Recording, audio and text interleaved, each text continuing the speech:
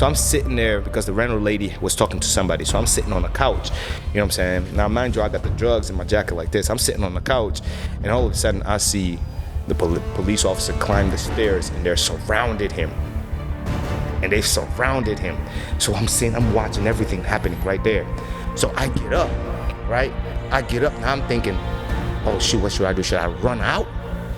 Or should I sit back down? But now, if I sit back down, I still got drugs on me. So I'm thinking, should I take the drugs out? Place it in the couch? Like, you know what I'm saying? like my mind is going crazy right now. I'm thinking, maybe still sit quiet and they won't notice me at all. You know what I'm saying? But mind you, they saw me and him coming in. I was scared. I was scared out of my mind. You either get killed or you go to jail. Today, I have an amazing guest. He's a familiar face. You've been seeing his face in my videos. And he's in the person of Prince. Welcome, my brother. I call him Apostle. Welcome, Apostle. Thank you, brother. Thank you, man. I appreciate the opportunity. My name is Prince Judah. I go by the name of Prince Judah. Appreciate the opportunity. Thank you very much for having me. Your voice has become really deep. Do you need something to drink?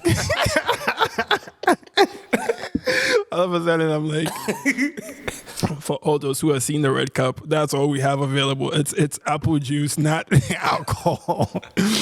Okay. Yeah. Thanks for coming. So, you and I have been talking about your story. Like, you have an amazing story from where you were, and God has brought you here. And we would like to give you the opportunity for other people to hear your story. And I think it's gonna really change a lot of lives and transform a lot of people. Yeah.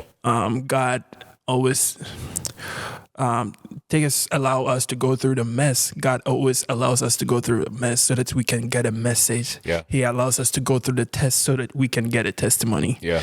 So I'm gonna let you go right into it with your story. Yeah. Yeah, man. Like I said, I appreciate the opportunity. This is a blessed opportunity that I believe God is doing through you, and Can you move the mic a little bit closer to you? Yeah, awesome. Yeah, and I really thank God for giving me this opportunity for me to be able to share my story and to educate people and the youth, you know, coming up. It all started in the year 2000. When I first came to this country, the United States of America, and you know, being in this, coming to this country, everybody think is it's heaven, you know. Yeah. Come here and to the promised land. Yeah, the promised land, you know. Yeah, by the grace of God, we were privileged to come here. Me, my mother, and my younger sister. My father was already here. And he brought us here by the grace of God. May his soul rest in peace. He actually just passed about a couple weeks ago, actually a month ago. Yeah, sorry and for your loss, bro. may God rest his soul. But yeah, we came to this country to join him in the year 2000. And when we came, we were located in Connecticut, New Haven, Connecticut. Oh. Yeah. I didn't know that. Yeah. Yeah, so it all started in New Haven, Connecticut, and that's where we were. We lived there for a while. I went to a small school, middle school called East Rock Magnet School. Yeah, so we went there, you know, coming from a country like Sierra Leone, where I'm from, and so it's an English-speaking country, but our English is more like Pidgin English. Yeah. We call it Creole. Yeah. So when we came to this country, when I came to this country, I didn't really understand how to speak the American English. Mm-hmm. So it was but when I started school, it was like I had a lot of issues with my younger people, especially the African Americans, and they would call me names like African booty scratcher. That was yeah, they call you that too, man. that was the one that there was really, you know, they called me names. They said I was an African booty scratcher. They made fun of my English, so it was very hard for me to, you know, to make friends, to get acquainted in the culture or in the environment in the school. Was it predominantly white or black? It was a mixture, Okay. but mainly the black. You know, because I am black, so I was trying more to get acquainted to the black people. You know what I'm saying? So it was the black people who were making fun of you. Yeah, so it was mainly the black people, and I didn't understand it at first. Yeah, I didn't understand it because I never schooled here, but I'm black. You know what I'm saying? So I didn't understand why, but it's just it was later on in life that I began to get it. But it was during that time I really didn't understand it. It would like go back to your country, like saying stuff like that. Go back to your country. I'm only like, what are you talking about? Like, you know what I'm saying? Go back to my country. And so I got into a lot of fights because I had this I had a little bit of anger issue where like if somebody made fun of me, I felt like I had to defend myself, you know. So, you know, I would fight, I would get suspended and stuff like that. And you know, my parents of course didn't take too well of that, you know what I mean? But it took me a while for me to really start making friends, you know.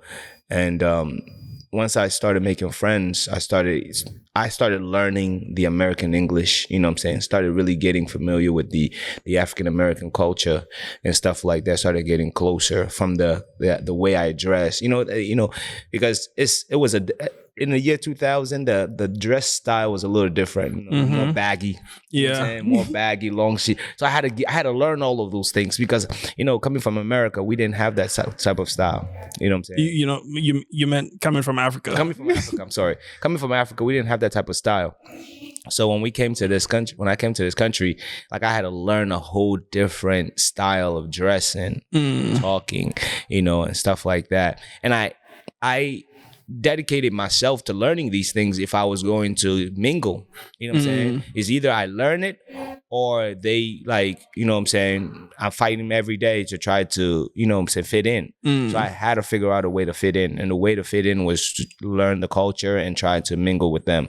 You know what I'm saying? So I learned the culture, I learned the dressing, I learned how to talk like them, you know what I'm saying? And then I started making friends. But as time went on, years after that, my parents found out that my grandparents actually live in Ohio. Yeah. So my mom and my dad decided, it's like, you know what, you know, let's see if it's better out in Ohio. So they my parents had us move out in Ohio, you know, in the year, I think it was around the year 2009 or so. So about the year 2009, we moved out to Ohio here. You know, when we came to Ohio, it was it didn't take too long for us. You know what I'm saying? We me and my sister got into school, high school. At that time, we were still in middle school. The middle school we went to in Ohio was called Clinton Middle School. You know, so we got into middle school and so forth, and it wasn't really hard for me because all my life in Connecticut, you know what I'm saying, the time I spent in Connecticut allowed me to really get acquainted, mingle. So when I came to Ohio, it wasn't really hard for me to start making friends. So immediately I started making friends, you know what I'm saying, really got closer to the African American community, you know what I'm saying, African American type of friends. So yeah, so after a while, you know, I started mingling with the wrong type of crowd, you know what I'm saying? And it was more like, you know, it's either you do it or you don't, you're not one of us, you know what I'm saying? So it was more like, I forgot the word, like you are peer pressure. Peer pressure. It was more like a peer pressure thing. You know so would you say because you always wanted to fit in, like already you felt like an outsider, right? I felt like an outsider. Yeah. An African coming in, and you don't want to be teased, you don't want to be bullied, so you would want to do everything to fit in, right? Fit in, you know what I'm saying? So anything, the way, like I would literally come like, you know, pressure my parents or buying me certain items and the Jordans, the Nikes, you know what I'm saying? Because like it's either I'm dressing like that or I'm being made fun of. You know what I'm saying? When you're in school, like there are certain style that the popular kids wear. You know what I'm saying? So if you're not wearing the Nikes or the Jordans, or if you're not wearing a certain type of jeans, like I could tell you till this day, the type of jeans that were popular then, you know, we have the Bathing Apes, we have the Aviso jeans, we had the, you know what I'm saying, the Jordans, we had the Nikes coming out, like, you know what I'm saying, Air Nikes with the check marks, you know what I'm saying? We got the white and black kinds. So those, that was a style then, you know what I'm saying? So by the time I was like graduating high school, you know what I'm saying, I started hustling, you know what I'm saying, started really like cutting grass, because at the time that's what I could do to make money. I started cutting grass, I started raking leaves, you know what I'm saying, just to make money to buy what I could, you know what I'm saying, what I needed to dress good, to look good, or to fit in. You know what I mean? So because I know my parents weren't gonna buy it for me, you know, I mean, my family, my parents is more Africanized, so they didn't, they wouldn't really, their main focus was education. Yeah. You know what I'm saying? You just go to school and learn. They didn't care about what you wearing and stuff like that. They will buy you the FUBUs and the shacks, but I knew for a fact if I wear those type of things in school, you know, they're gonna make fun of you. The crowd that I'm hanging out with, they're gonna make fun of me. You know what I'm saying? Yeah. So like I had to try to figure out a way to get my own money so that I can buy the clothes that I know would, you know what I'm saying, fit the life, the kind of crowd that I'm hanging out with. You know what I mean? So, but like after time and time again, I was more into sports. Like I played soccer. I played, I ran track. And when I got into high school, I ran track and played soccer in middle school.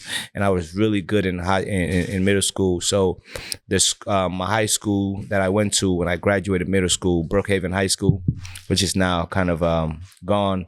But they recruited me for soccer and track. So when I came in, my freshman year, I was supposed to start, you know, on the varsity team because I was so good in middle school. They had seen what I could do, so I immediately started varsity. My first year, I got hit by a car. Yeah, I was riding my bike. And I was riding, I don't know if I was riding on the wrong side of the street. The car was coming, so the car was coming head on, and I was going towards the car. And I kind of got, you know what I'm saying, hit by a car. And the car actually tried to run off. But it was a bystander that saw the whole thing that actually stopped the car. Like, hold on, like we need to call, like, because when the car hit me and knocked me down to the ground, and I was laying down for a minute, and my bike actually crumbled. Like it was I think it was like an SUV that hit me. You know what I'm saying? But thank God I didn't break any bones and nothing like that. So by the grace of God, I was okay from that. But you know, that was my first incident in going into high school. But once I got after a few weeks, I was okay. I did cross country for a little bit, you know what I'm saying, to get ready for like soccer and stuff like that. You know, I was on the varsity team in high school, in the soccer team. And then after a while, the football team find out that I had a leg to kick. So they recruited me to be like a kicker on the football team. So I was all over the place. I was running track, I was playing soccer, and then I was like kicking for the football team. Wow. So that helped my popularity in high school. Yeah. Like, you know what I'm saying? I was on the varsity team on all three sports. You know what I'm saying? And I was really, really fast. When it came to track, I was really fast. So and being on the soccer team and, you know what I'm saying, running cross country really helped my my sporting events and stuff like that, or my skills. So, but after a while, like during this time, I'm still hanging out with the crowd, like the kind of crowd that I felt like I fit in. I really didn't hang out with my African brothers much. You know what I'm saying? Even though I'm from Africa, but I didn't hang out with my African brothers much because they, like, the group that I was hanging out with would make fun of them. Yeah. So. You know what I'm saying? So if I hang out with them, it's like, I'm also gonna be bullied. And at this point, because I've learned the culture so much, and my dress style have changed, the way I talk. Like I really I became accustomed to the culture real fast, and I picked up the slang, the American, you know what I'm saying, slang fast, like the African American slang fast. I picked up the dress code fast, so it was really easy for me to get acquainted to these things. So when you would look at me, you wouldn't even think I was African. You know what I mean? You know, anything they would do, I would do. Like, you know what I'm saying? When it comes to, I grew my hair out, started growing dreads at that time. You know what I'm saying? So I had dreadlocks, and at the time, either there are two things that were popular. Either you had waves in your head. Yeah, back in the day. Yeah, either you had waves, and we always brushing our hair, you know what I'm saying, trying to make sure the wave, and you wearing do-rags. You know, so anything that, you know, made it look cool, I was on it. I was with it, you know. So that's what, you know what I'm saying, just to stay in that popular, the cool kids crew, you know what I'm saying? I would do that. But I always had a heart, you know what I'm saying, a good heart. So I never really when it comes to doing bad, like as far as like making fun of the bad, like the we call it the lame kids, I never really joined to do that. Like, you know what I'm saying? I always stood on the sideline because it's not me. Because also you yourself have gone through that before, right? So, you know what I'm saying? So I've been through that. I know what it feels like. You know what I'm saying? So when I see, sometimes I would even tell my friends that I was hanging out with, like the popular kid, like, man, stop making fun of these dude, man, stop making fun of this kid. You know what I'm saying? And I would see what they were doing. I didn't really fight for them as much, I would say, because I didn't want them to be like, oh, man, you know what I'm saying? They wanted them to kick me out of the crew or something like that. You know what I mean? So, but I would just stand on by and just watch them. But, you know, I had friends that really did bad stuff, man. I mean, I have friends that brought guns to school. Like, you know what I'm saying? Like in those days, like I have friends that just, you know what I'm saying? They'll call me, oh, Prince, come, I got this pistol. They show me pistols. They had guns in their locker rooms. I have friends that sold drugs. You know what I'm saying? Marijuana in school. Like, you know what I mean? But when you in a cool kids crew, you know what I'm saying, group, you just keep your mouth shut. Yeah. You keep your mouth shut. You know what I'm saying? Like, you don't go back and snitch on nobody. You know what I'm saying? Sometimes the school I went to was so bad, from middle school to high school, the school we went to was so bad to where, like, sometimes police would just come to the school and would sniffing dogs to sniff out locker rooms, you know, lockers, you know, just find some people went to jail. You know what I'm saying? In middle school. I have friends that went to jail in middle school. Wow. Yeah, because they would bring pistols in school, they would bring guns in school, and they would get caught. You know what I'm saying? Somebody would see it and snitch on them. You know what I mean? So it was like that. But I never had any encounters with, you know, I never carried any gun in middle school or high school, or even took any drugs during that time. You know what I'm saying? So it was later on, as I went through my freshman year, sophomore year, really going through, you know what I'm saying, I started really taking my football and soccer seriously, because at this point now I'm thinking, okay, we're getting close to graduating. Let me try to take something serious. What am I doing after high school? You know what I'm saying? So my hopes was like, I wanted to play soccer or football. You know what I'm saying? I wanted to go be a kicker somewhere because I was really good. I was kicking anywhere between 50, 60 yards from, you know what I'm saying, making it, you know what I'm saying? So in high school, I mean, you can go on Google right now, you type in my first and last name and you will see, like, you know what I'm saying, something about football, something about soccer. You know what I'm saying? So it's in there. But it was my senior year where we was going to prom. And at this point, I was having a lot of issue at home, you know what I'm saying, with my father. Because I mean, I'm growing now. I'm hitting puberty. So I'm entering into my manhood. You're not a man yet, but you feel like you're a man. Like, you know what I'm saying? So like, it's like, and I'm starting to date now at this point. Yeah. Date. So I wanted a certain type of independency, like, or some type of, like, you know, I wanted to be my own guy at this point. And my father wasn't looking at me as such. African man. You know what I'm saying? So my father wasn't really encouraging that. So like, I got my license, started driving. So at this point, like, sometimes I'll come home late. I had got a job. I started working at KFC. You were making money. So I was making a little bit of money, you know what I'm saying? So I wanted a little bit of independency, like, you know what I'm saying? But, when you live in an African parent's house, you ain't grown until you grown. Until you're out. Until you're out. Even when you're married, they want to tell you how to live your life. Yeah, man. So it's like, so I remember I was dating this one girl named Buttons. You know what I'm saying? Buttons. Yeah. Yeah, her name was Button Bowles, man. She was actually a year ahead of me. You know what I'm saying? This was during my junior senior year.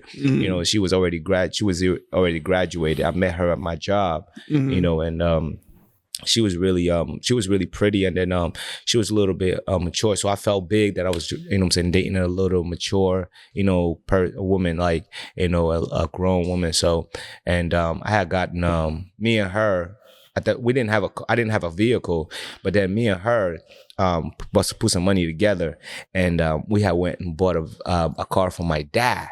Because my dad had several cars. So I convinced my dad, I was like, Dad, you know what I'm saying? How much would you want for this car? He was like, because I'm his son. You know what I'm saying? Now, mind you, it's me and her that put the money together. My parents don't know her. Okay. My parents don't know her. My parents didn't know it was me and her that put the money together. So I'm the one asking my dad for this car. So he's thinking in his mind, like, if it's for you, like, just give me $800 and this and that. Like, you know what I'm saying? But in his mind, even though I'm giving him the money for the car, it's still his car. Yeah. It's still in his mind. It's still his car. Because was it in his name or? It was still in his name. Yep. So you know what I'm saying? But car. I'm giving him the money for the car, right? African dad, they don't care. Me and this girl put money together. So the girl is expecting that she's supposed to ride the car too. Yeah. You see what I'm saying? And now, mind you, she's grown. Like, she's not in high school like me. You know what I'm saying? So it became real complicated because sometimes I would have her drop me off at school and she would be driving the car. So one day I'm in school, right? And then she's driving and my dad see her. Oh, snap. Now, mind you, my dad don't know nothing about her. You know what I'm saying? So me and her got into an agreement that we were going to buy a car. So I'm thinking, I gave my dad the money. You know what I'm saying? We fixed the car up. The car is mine. So I have all authority over the car. So my dad comes home to my mom. He said, I saw my car in the street and I saw, you know, he knows his car. He saw his car in the street and he says, I saw some lady driving the car. I said, call Prince. So I get a phone call. I'm at home. School just got over with. You know what I'm saying? I'm at football practice. I get a phone call. I'm at home. And they said, Prince, where are you? I'm like, I'm at football practice. Do you have the car? I'm like, yeah, I have the car. Like, I know I don't have the car, but I got to come up with a lie. Like, you know what I'm saying? So my heart started beating real fast. Like, you know what I mean? But at that moment, I had just got injured. I had cut myself, like, you know what I mean? So, man, so I came home and my parents were waiting for me because they wanted proof of the car, like, you know what I'm saying? So immediately I got off the phone. When I was at school, I got off the phone with my dad. I called the girl. I was like, hey, come pick me up. You know what I mean? So she came and picked me up. I had dropped her off and I came home with the car. So my dad was like, so where was the car? I saw he knows the license plate. He knows what the car looked like. So he knows that he saw his car. He was right behind the car when she was driving, right? So I had to come up with a lie.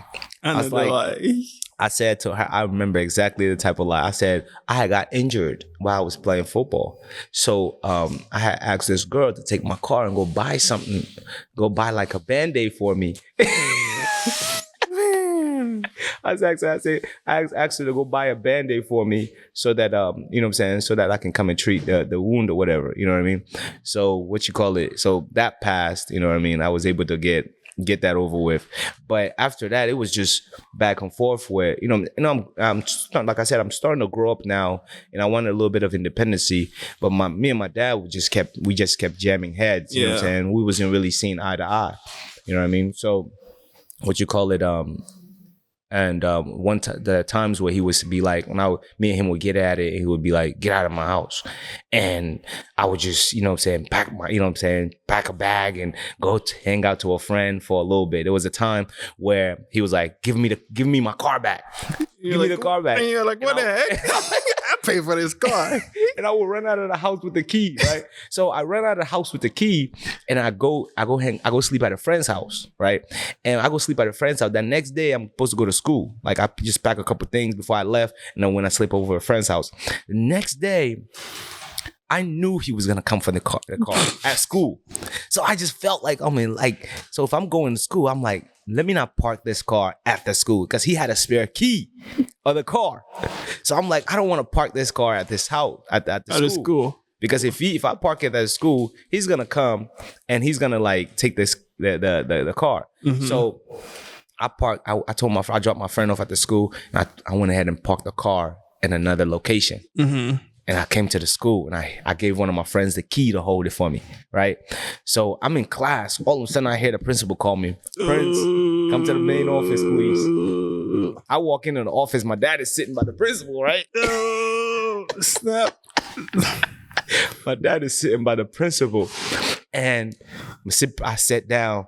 He said, "So, Prince, your father came to me this morning saying that you've been misbehaving quite a bit at home, and he doesn't understand what's going on. He said you even took his car, and do you have the car here?" I'm like, I don't know what he's talking about.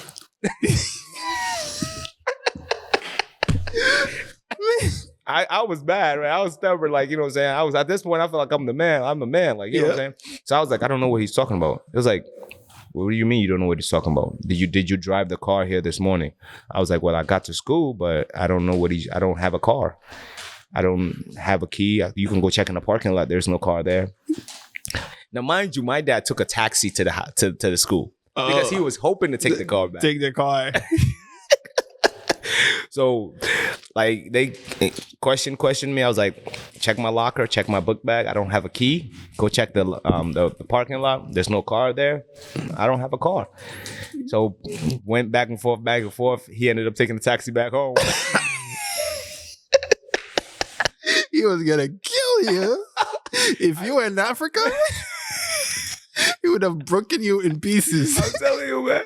I didn't give him the key, man. I'm like, man, I paid $800 for this car, man. What are you talking about? You ain't about to take this car, man.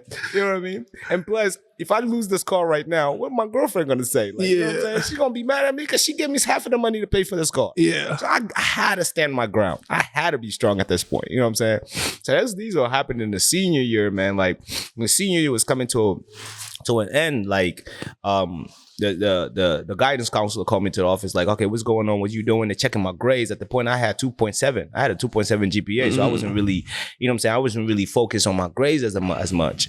You know what I mean? I was more focused on football, and you know what I'm saying? But when he called me to the office, he's like, man, look, man, if you're gonna play in college, you're gonna have to get your grades up. You know what I'm saying? So I had to take extra classes and stuff like that to try to get my grades up, really. But the guidance counselor had talked to my dad.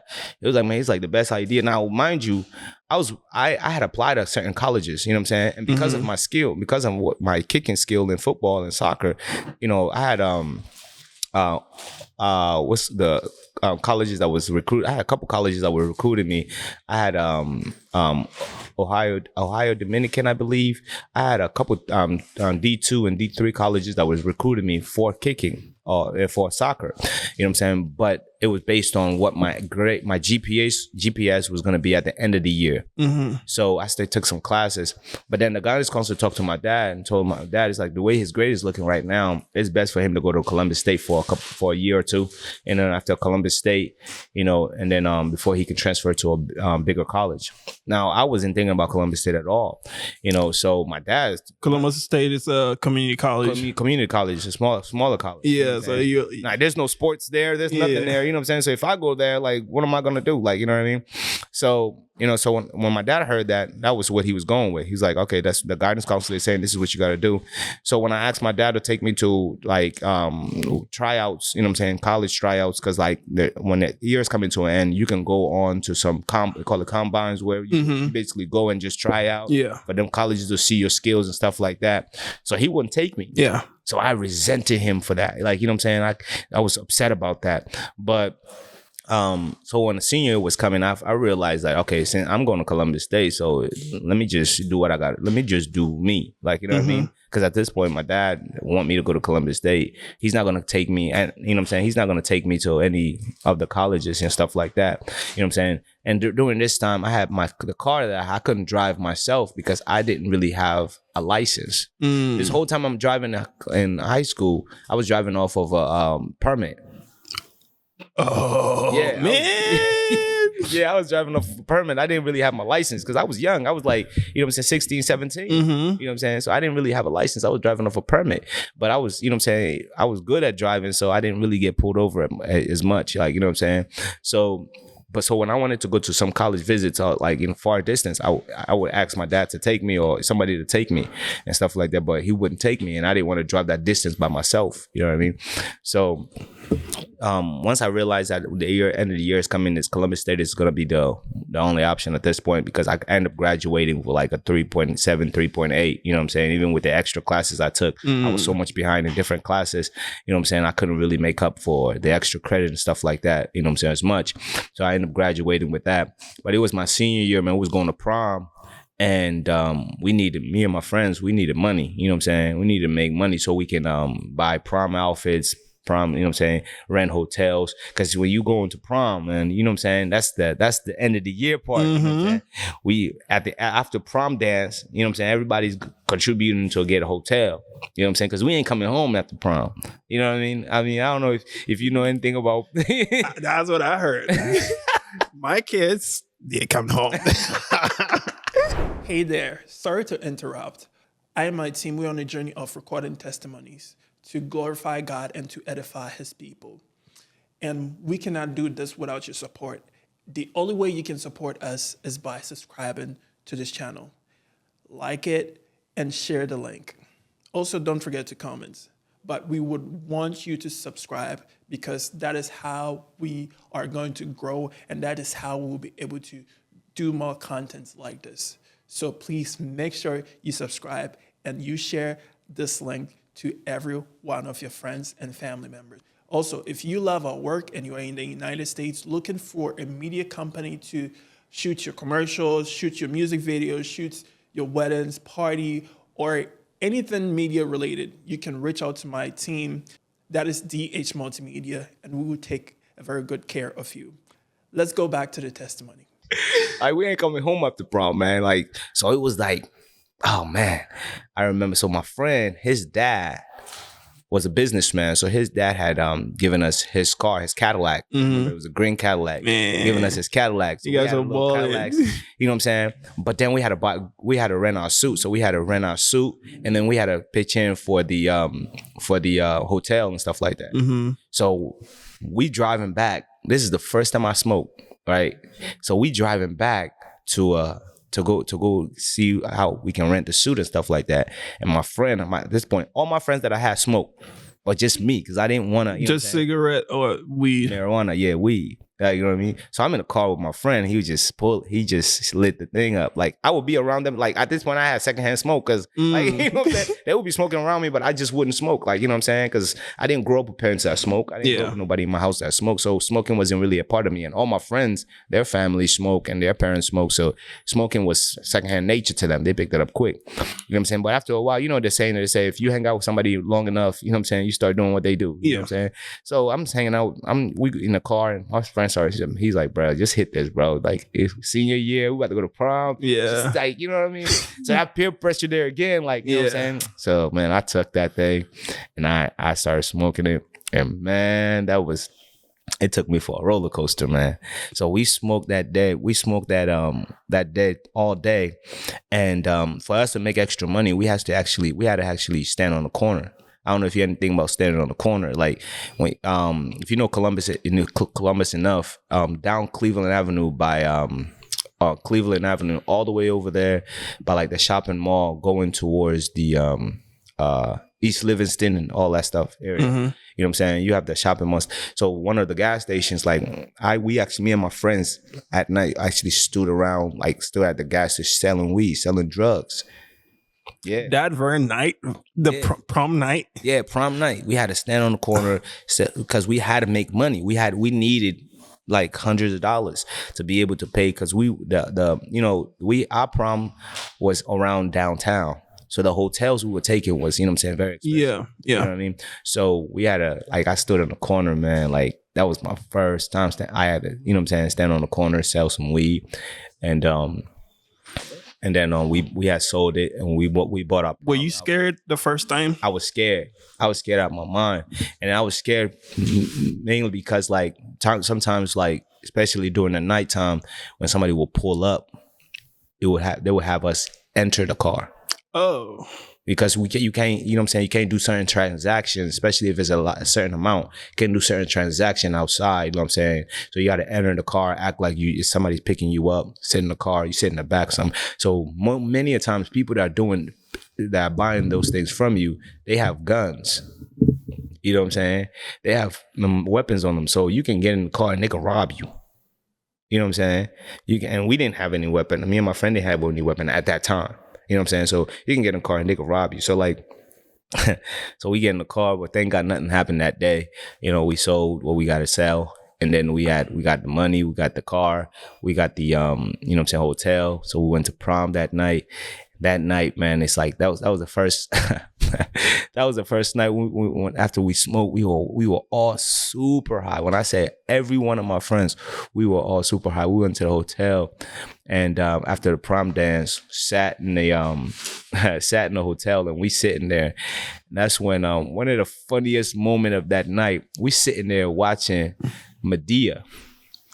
And mind you, like, I've never smoked before, so I was super high, right? And this time I'm not in God, like I'm not in church, I'm not going to church. So like we sitting there and we watching Medea, and I'm sitting there looking at Medea. I'm like, man, who's that lady, man? She looks so pretty. You're looking at Medea. My friend was like, yo, you high, bro? You got it. But you didn't look at Medea and say that's a pretty lady.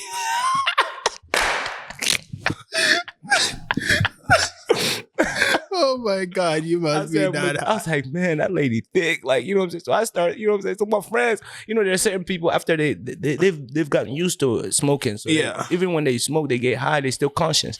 But when you first start smoking, you know what I'm saying? And you get a certain level of high, you don't, you know, you say things that you don't really mean to say, and you do things you don't really mean to do. Like, you know what I'm saying? So like, but I remember like after that night, it became constant. Like everywhere we go, I'm smoking, I'm drinking, like, you know what I'm saying? So life just started taking a toll, like, you know what I'm saying? So life started taking a toll, but we graduated high school, and, you know, I had moved out of my parents' house, you know what I'm saying? Me and my dad still going at it. So one night he just said, get out of my house. And I had my bags packed, because in my mind, I was thinking like, because of me and him, how things were going, you know, I already pre-packed my bags. So I'm thinking, one more time, just tell me you get out of your house one more time. So after I graduated high school, you know what I'm saying? We got into it again. He said it.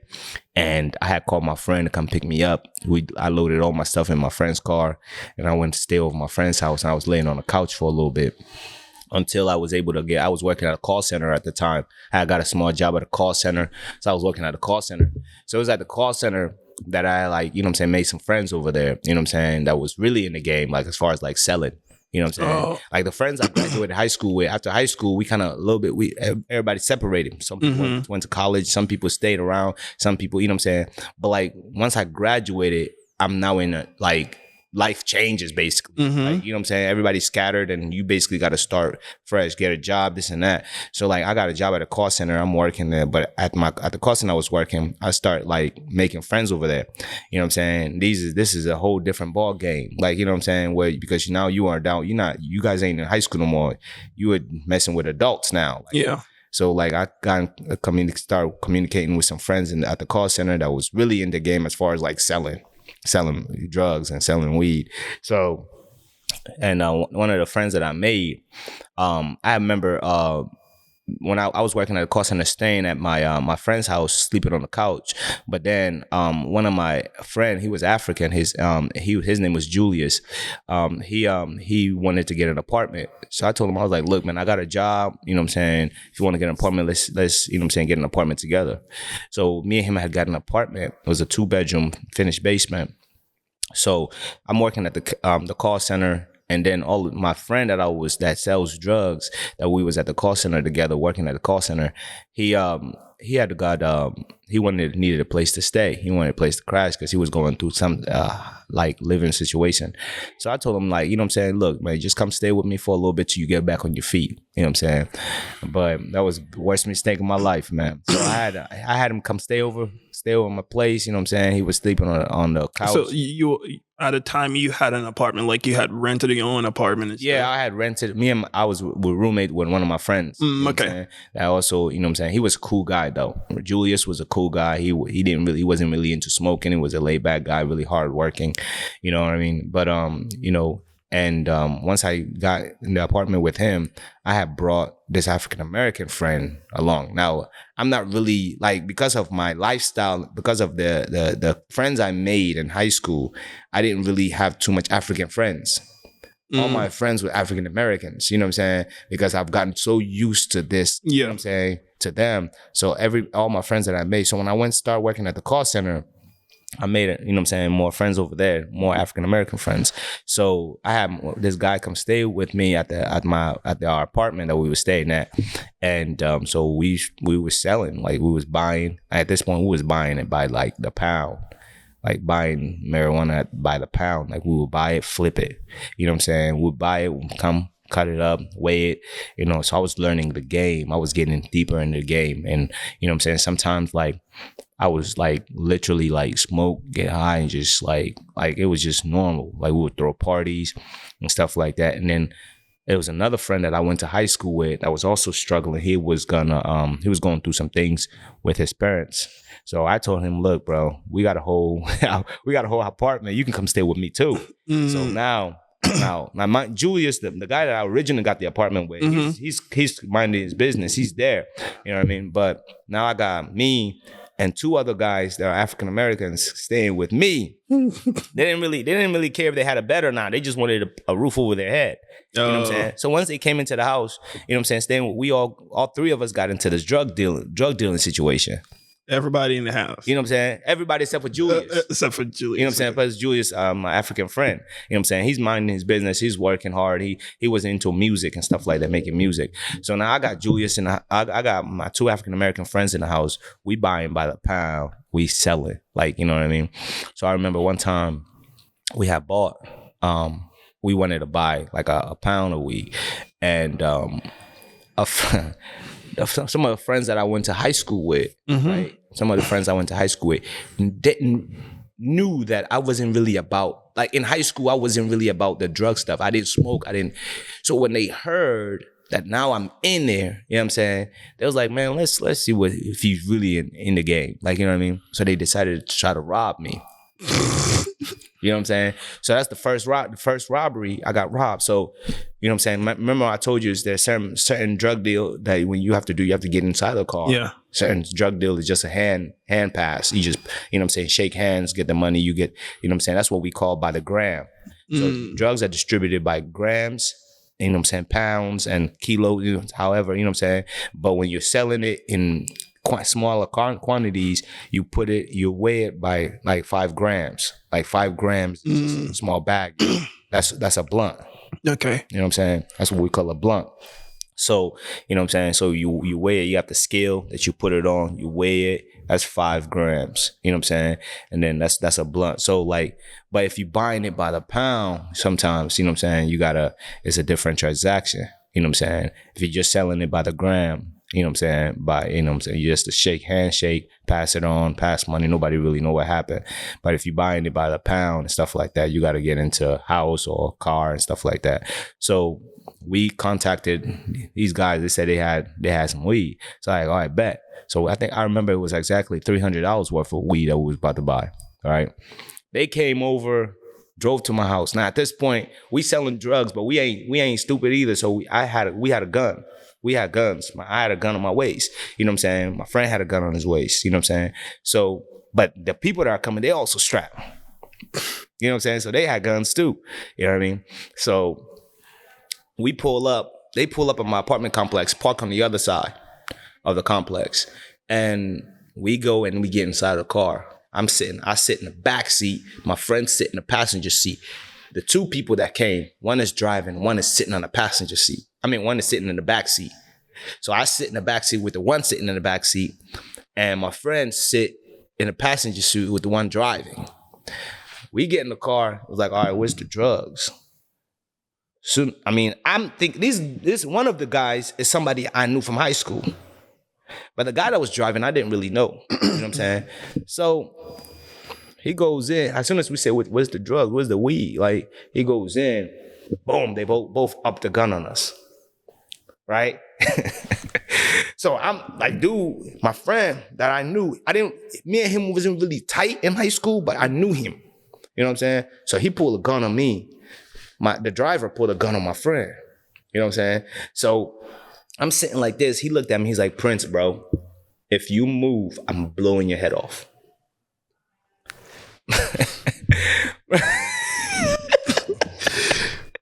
I can't kid you not, bro. Dude looked at me in my eyes, like my heart dropped. Like I'm literally like I got a gun. He know I got a gun. Because when he was pulling up, he saw the gun. You know what I'm saying? So he know I got a gun on me. So he's nervous that I got a gun. And I'm scared that if he think I'm going to go for my gun, he's going to pull the trigger. Yeah. Because he don't want to get killed either. Because he know I got a gun. So, dang, man, people are going to be like...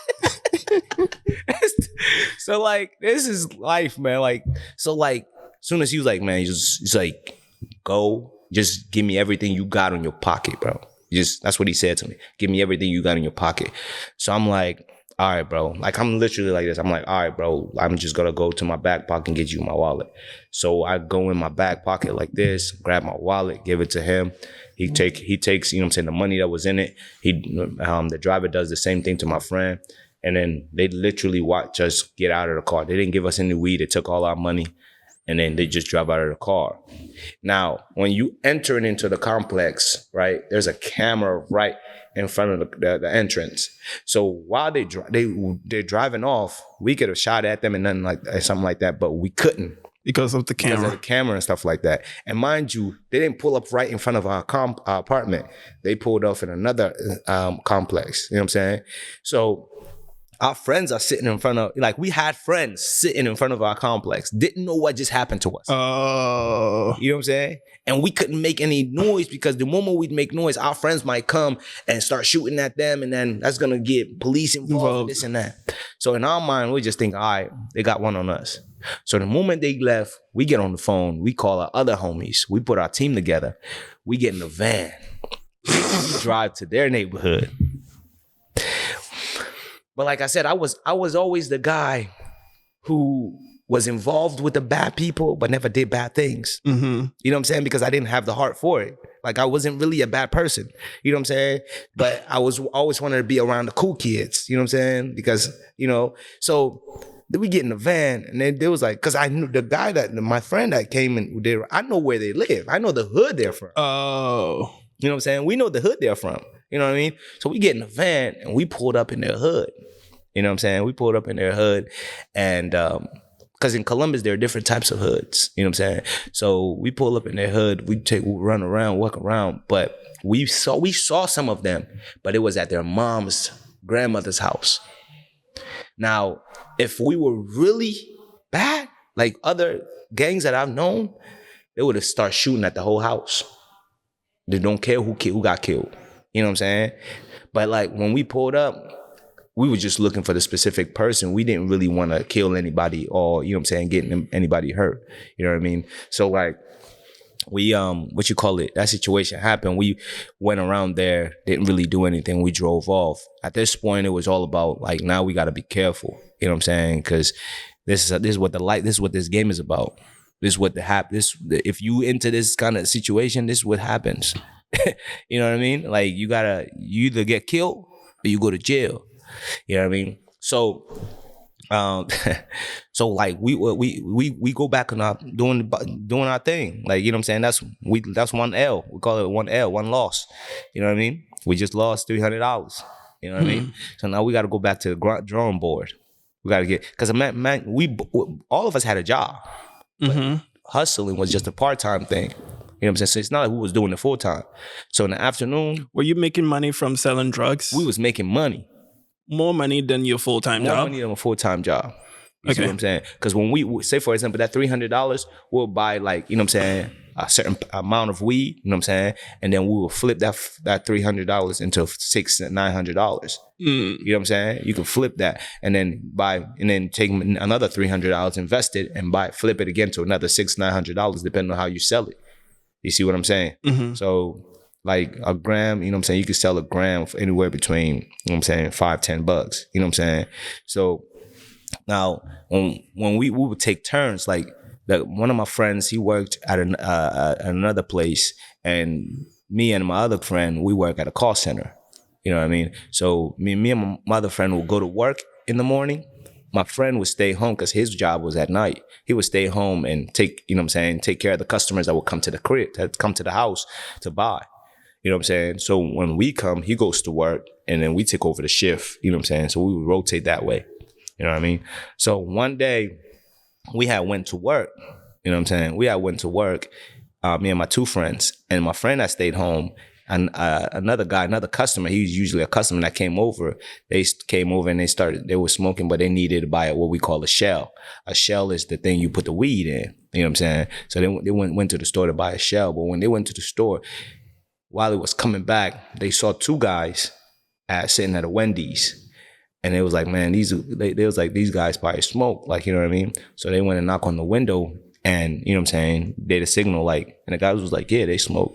So they asked the guy to follow them. So the guys followed them, went around the corner. Now, mind you, my friends had a gun on them. So they went ahead and robbed the two guys. Right? They robbed the two guys. But when they robbed the two guys, they had hit one of my friends had hit him up in the head with a gun. You know what I'm saying? So when they robbed these two guys, the two guys went back to Wendy's and told Wendy's, we just got robbed. So Wendy's called the police, right? Now, mind you, Wendy's is right next to the apartment where we live at. Oh, why would you rob somebody around your area? No, they wouldn't think. So when they robbed the two guys, they took one of the guys' cell phone. You know what I'm saying? They took their money. They took a couple things from them. So they went back to the Wendy's and said, we just got robbed. Wendy's called the police. The police came, took information from them and stuff like that. Took even some, you know what I'm saying, idea for what the people look like. You know what I mean? So my friends went back. When we came from work, my guy was like, oh, we just robbed these two suckers, man. That is what we got. So my friends showed me one of the phones. So I took one of the phones. But the phone that he got from the guy, like when you try to, it wouldn't unlock it. You know how when you open your phone, yeah, you got to put a code in, right? But on the screen, the first screen I showed was his grandmother's picture. Oh. You know what I'm saying? One of the guy's grandmother picture. So he told the police officers, like, you know what I'm saying, they took my phone, and the way you will know is my grandmother picture is when you try to unlock it, you will see my grandmother's picture. So I couldn't really, when they gave me the phone, I couldn't really unlock the phone because he needed a code. So I just kept the phone on me. You know what I'm saying? Hopefully, I'm hoping that I'll find somebody that know how to unlock phones. You know what I mean? So the phone would be like in my book bag or something like that. Usually, you know what I'm saying, I usually carry a book bag if I'm walking around and stuff like that. That's where I will put my weed and stuff like that. That will be selling. So the police, when they got that information, they start scoping that neighborhood frequently. So my friend that usually go to work in the evening, one day, he was the one that actually did robbery. So one day when he was going to work, he got pulled over. Now, usually when he's going to work, you know what I'm saying, he has his gun on him.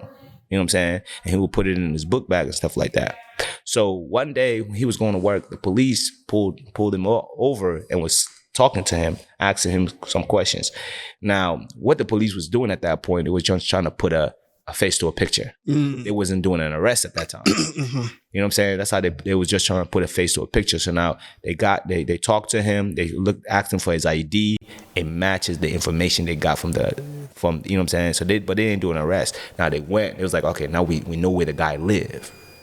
You know what I'm saying? So now they went to start to try to bust, because police officers knew, like, if they're selling drugs, that means they're operating from their home.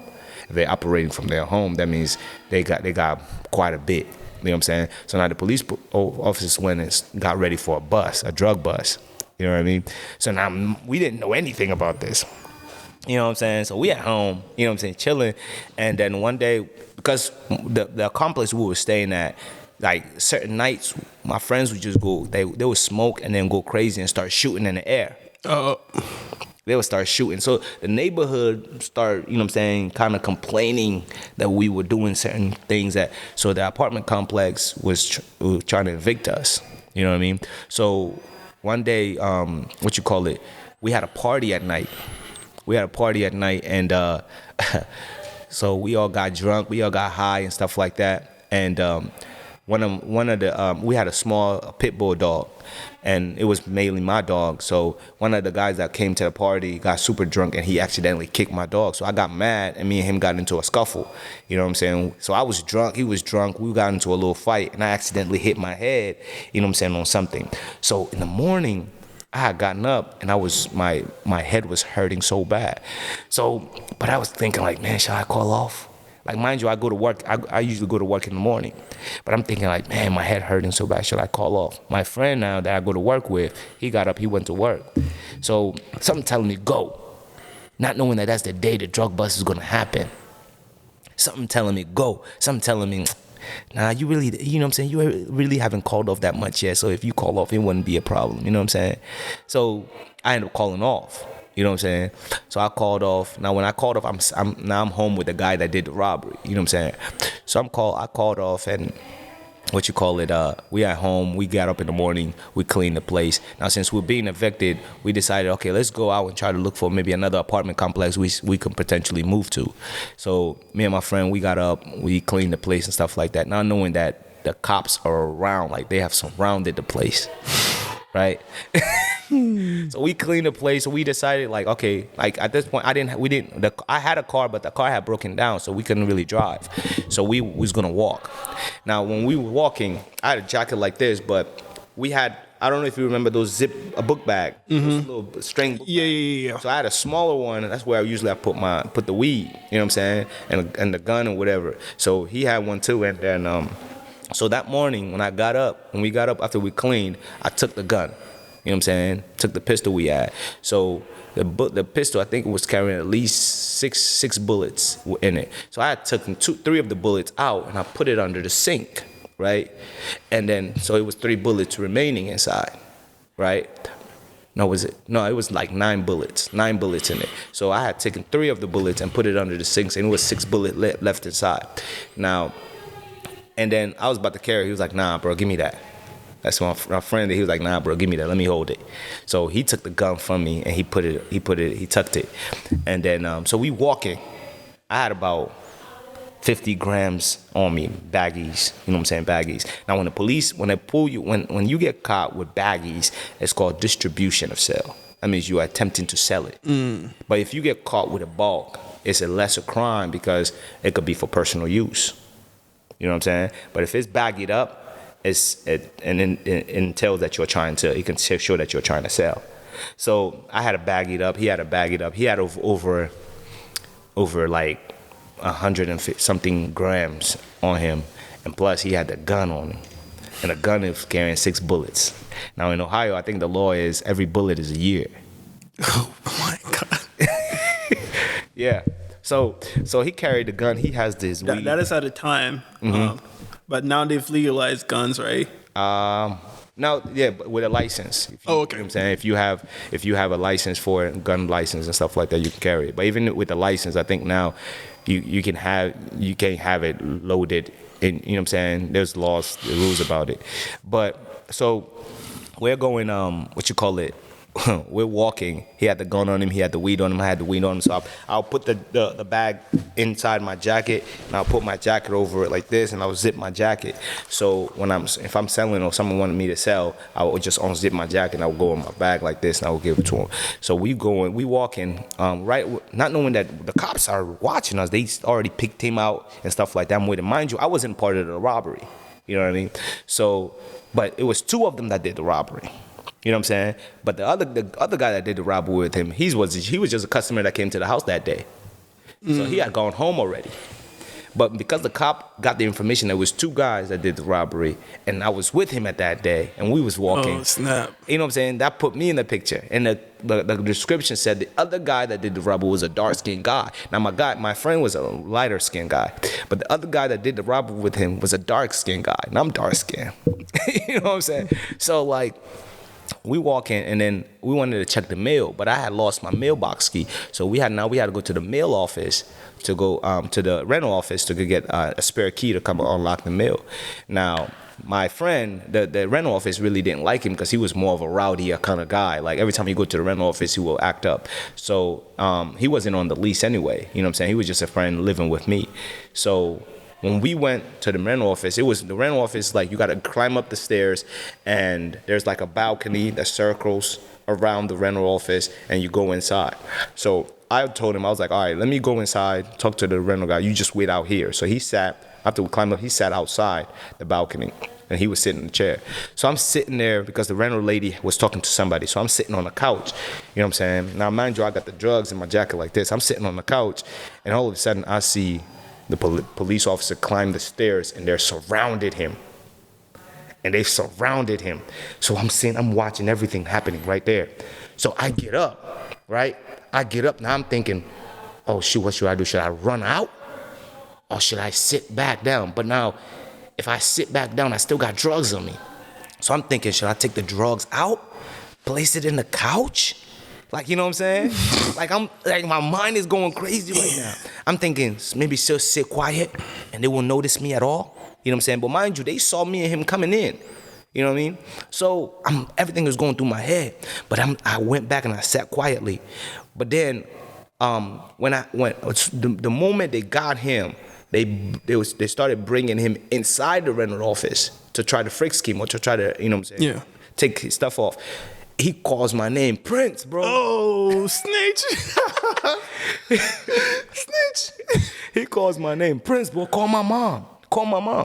And the police officer, the moment he said that, the police officer's eyes would not leave me. His eyes was on me like this. He's like, you don't move. And I'm like, I'm sitting there like this. And they come and they get me, they grab me too. As soon as they took off my jacket, I had the drugs on me and stuff like that. So they took the gun off of him, they took the drugs, they took my drugs, and then they, you know what I'm saying? Now this really gives the rental office proof that you gotta be out. We gotta be out. So now they already have, there's no other proof that is needed.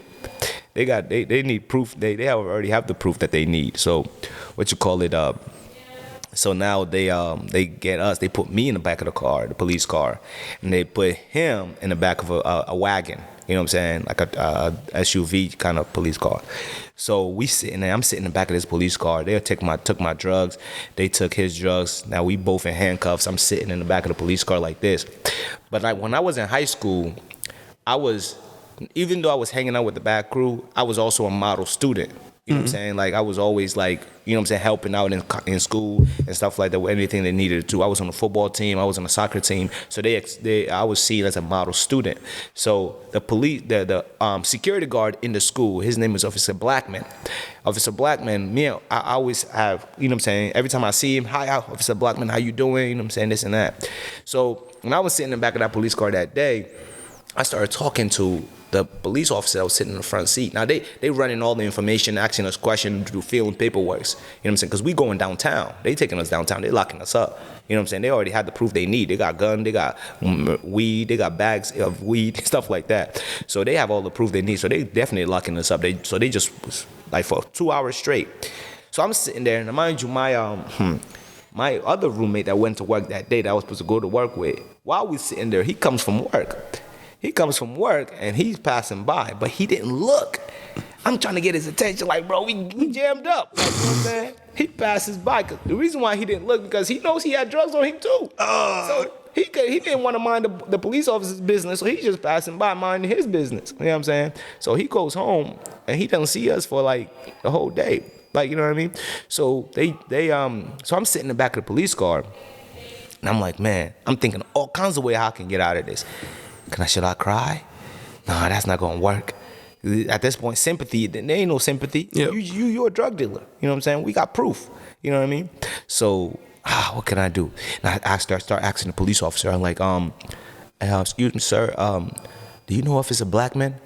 Oh yeah, I know Officer Blackman. I was like, yeah, can you call him? He knows me. You know what I'm saying? He'll vouch for me. I'm a good guy. I'm trying everything to try to get out of this. Like, you know what I'm saying? So I'm like, I'm a good guy, man. I don't really, this ain't really me. Like, you know what I'm saying? It's just you know what I'm saying? I was just in a bad place at the bad time. Like, you know what I mean? But if you call Officer Blackman, he'll vouch for me. He'll let you know what I'm saying, who I am. You know, so we're talking. It was like, yeah, I know Officer Blackman, but man, I mean, we got proof, man. You can say all what you want to say, but you got drugs on you. You know what I'm saying? You're going to have to come down. You might be, if you want to call Officer Blackman later, you can do that, but I'm not calling Officer Blackman for you. So that didn't work. You know what I'm saying? So I'm like, oh man, so that didn't work. I tried that. But then I sat back and I just sat down, and I remember like my immediate at that point, my mom's voice rang in my ears. Now, mind you, when I was back home, even though me and my dad didn't get along, my mom was also always prayerful. She would always pray for me. She was always praying for me. You know what I mean? So I'm sitting there, and I just hear her voice praying for me. And at that moment, that's when I just closed my eyes and I called on Jesus. And I was like, Jesus, I don't know you, but if you save me out of this, I will serve you for the rest of my life. I was like, my mom always prayed to you, and I've never prayed, but I need your help. So I prayed that prayer, right? And then they took us downtown. And they put me in one room, put him in another room. I sat there for a minute. They got a camera on you. They watching you. I sat there for a minute. I laid my head on the table and I slept. I fell asleep. For over 2 hours I was in that room. They just watching me, seeing what I would do, how I'm reacting. They just watching me. So I fell asleep. I woke up and as I was about to open my eyes, I hope it was a dream. I just hope it was a dream. When I looked around, I'm there. It's no dream. And as soon as I said, oh, I started crying. It's real. It's real. It's real, man. So like the interrogator, the lady comes in, interrogation lady comes in, sat in the table with me, start asking me questions. All I can say, man, like, I don't know. Nope. I you know what I'm saying, at this point, because I knew enough to know that when you're in this type of situation, every word is used against you. Yeah. You know what I'm saying? So, but the way they're interrogating you, they would ask you a question, and then they will go ask you 2-3 more questions and come back to the other question. But if you give a different answer, you know what I'm saying, they're playing with your mind at this point. So I just knew in my head, just act like you don't know nothing. Act innocent. You don't know nothing. Now, mind you, they already interrogated my friend. And by the grace of God, my friend, he knew me. He knew that Prince really, you know what I'm saying, you really not. Because he was about the life. In high school, he was doing it already. He was smoking already. So, but he knew I wasn't about that life. You know what I'm saying? He knew I was just, you know what I'm saying? So when they interrogated me, they interrogated him, he told them, he was like, everything everything Prince had was mine. I gave it to him. You know what I'm saying? He was a friend. He was really a friend. Me and him was cool. So he told him, he said, everything Prince had was mine. I gave it to him. He admitted that he was the one who did the, you know what I'm saying, robbery and stuff like that. So a police officer came, tried to get a different story from me, basically. But because I said I don't know, you know what I'm saying, basically denied that I didn't know anything. I'm not really about this life. The lady looked at me. He was like, it's like, this ain't you, man. It's like, you don't belong here. You know what I mean? Looked at me dead in my eyes, like, you don't belong here. This ain't you. You know what I'm saying? He said, I already spoke to your friend, and I could tell the kind of person he is. But you're different. He's like, man, if you leave here today, I don't want to see you here again. So, bruh, at that moment, couple minutes later, they took that handcuff off of me, and they walked me out of that police station. And the police officer, and I told the police officer, they was like, where you going? I was like, man, I was supposed to go to, remember, I signed up for Columbus State. Mm-hmm. So I was also going to Columbus State at the same time while I was doing all of this. Oh, man. You know what I'm saying? So at that moment, I just told him, like, I had class that day that I was supposed to go to. So I told him, I was like, you know what I'm saying, just to add to the innocency. Like, yeah. You know what I'm saying? So I was like, I'm supposed to be in school right now. You know So I'm supposed to be in school right now. So they gave me a ride to Columbus State. But man, when they took me in there and I got into class, I sat down. I couldn't focus, man. You had classes? I had classes that day. Oh. So you had registered and stuff. I had registered. Were you going to school? I was going to class. Oh, okay. I was taking the bus. I was going to class while I was working and doing drugs. Man. You know what I'm saying? So I was, you know what I'm saying, I was doing it because after high school, I signed up for class and I was doing classes. You know what I'm saying? So I went to class at Columbus State that day. I sat down. My mind was going crazy. Like, yo, I just almost went to prison. So before I left, though, they took my mugshot. You know what I'm saying? So I was putting the papers, you know what I'm saying? So everybody I went to high school with saw that, oh, man. You were in the papers? I was in the papers, newspapers, man. So they put me in the newspapers, man. It was like, so everybody I went to high school with saw like, man, Prince and Corey got jammed up. Prince and Corey. Yeah, man. So like, well, you know what I'm saying? So like, what you call it? You know, my friend, they took his mugshot and they gave him 9 years. They was gonna give him 14 years, but because he was a minor at the time. Man. He was a minor at the time when they did it. You know what I'm saying? Like, he was young. He was only 19. You know what I'm saying? Was it 18 or 19? Around 18 or 19. So they didn't give him the maximum charge. And then, of course, we were young. We didn't have money and stuff like that, so we couldn't, like, get our own lawyer. So they gave him a public defender. You know what I'm saying? So, you know, they had let me go and stuff like that, but they charged me with the marijuana I had. So I had to go to court. They gave me a court date and everything. So I had to go to court and pay the charge fees and stuff like that. And the crazy thing is, the police officer kept the weed, man. So we think like, well, why they keep the weed, man? They, you know what I'm saying? You wanted a weed bag? Oh my God. So like, you know what I'm saying? So they booked my friend up, man. So he went to juvie, because when you underage, when you young, if you first go to juvenile detention center. So he went to juvie for like 2 years. And after 2 years, you know, of course, he became an adult. He entered in his 20s. So now they charged him as an adult. So like, I'm out now, like, so after that situation, of course, we got evicted, you know what I'm saying, out that apartment complex. So for like 2 weeks, I had to sleep in a hotel because I couldn't go back to my parents. You know what I'm saying? Because mind you, while I was doing that, one day my parents came and visited me, and one of the car was driving was also my dad's car. The same car you said. You know what I'm saying? So one day my dad, you know what I'm saying, I had picked him up in that car and I was driving around. He saw doobies, we call it doobies, like little marijuana buds in the car. So he knew that, you know what I'm saying, I was smoking. So they had a little meeting with me and stuff like that. Like, you know, we saw that you were doing this, that weed, marijuana is not good, this and that. So I denied everything and I didn't, you know what I'm saying? So when this situation happened, I didn't want to go back to them.